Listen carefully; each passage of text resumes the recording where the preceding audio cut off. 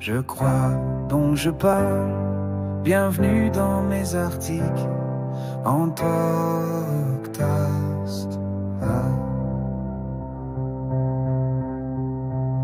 Bonjour et bienvenue. Aujourd'hui, on plonge dans des textes de Wendell B. Etienne. Des textes qui explorent des concepts assez fondamentaux d'un point de vue judéo-chrétien. Oui, tout à fait.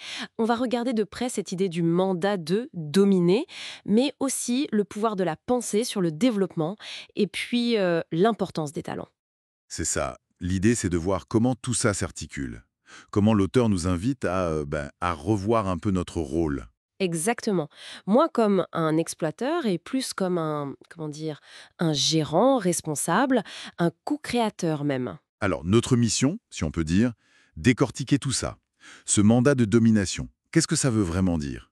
Et nos pensées, comment elles façonnent notre réalité? Et nos talents là-dedans. Hmm, Vaste programme. On y va. Alors, commençons par cette idée, parfois un peu controversée, la Bible qui donnerait le droit de dominer, voire de détruire la nature. C'est vraiment ça? Eh bien, l'auteur justement conteste fortement cette vision. Le mot hébreu important ici, c'est rada, qu'on trouve dans les psaumes par exemple. D'accord.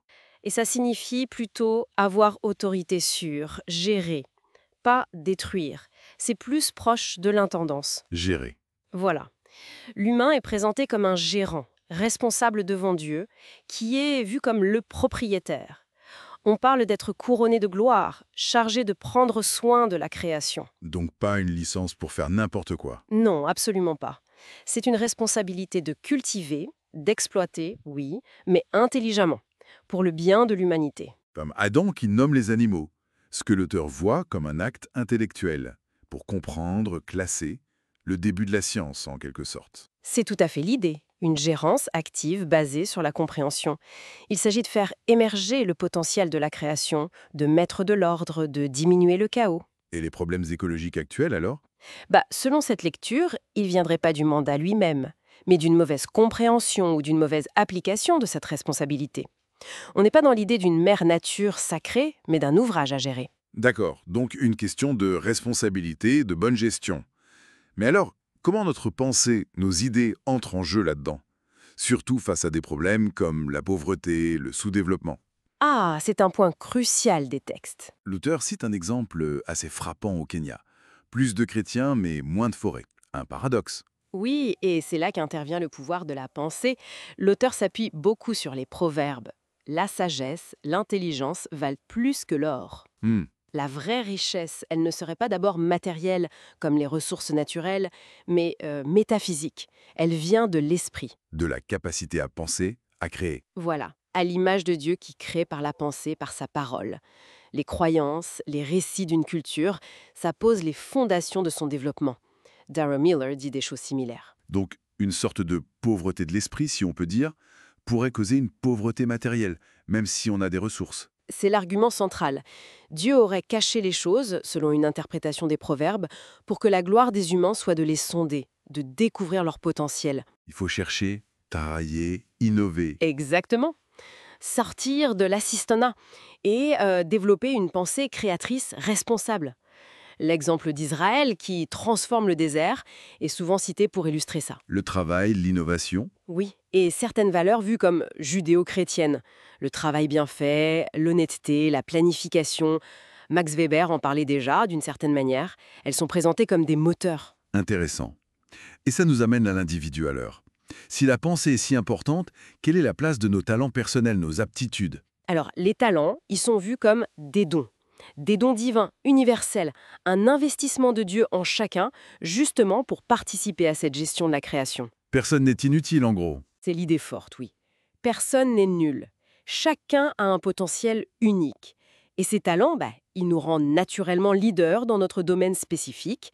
John C. Maxwell insiste là-dessus. Chacun a sa partition à jouer. Donc, Sa contribution propre. précisément, les talents sont donnés pour être utiles à l'humanité, pour servir les autres. On est interconnectés. Découvrir son talent et l'utiliser, c'est une clé pour s'épanouir Et et pour avoir une influence positive, oui. Il s'agit d'être soi-même, un original, pas une copie.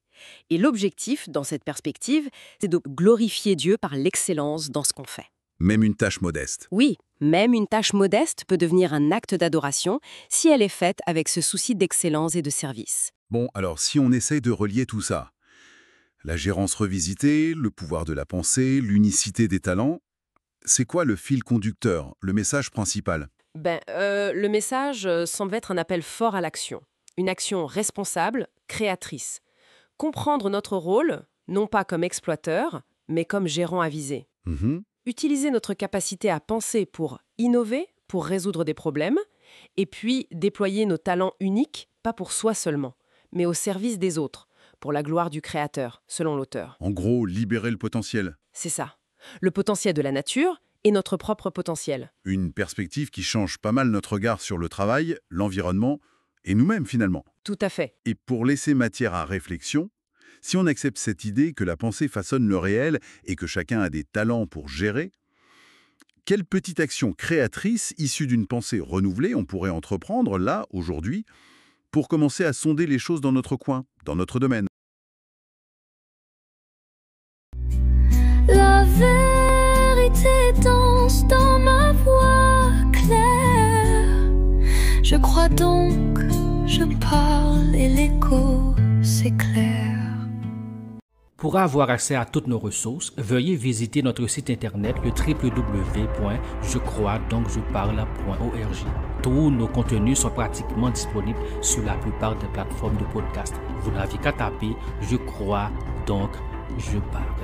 Tous nos livres sont aussi disponibles sur Amazon en version e-book, broché et relié. Merci d'intégrer notre communauté. Merci de partager et de consommer nos contenus. Que Dieu vous bénisse abondamment. Grandissons ensemble dans la grâce et la connaissance de Jésus-Christ, notre Seigneur.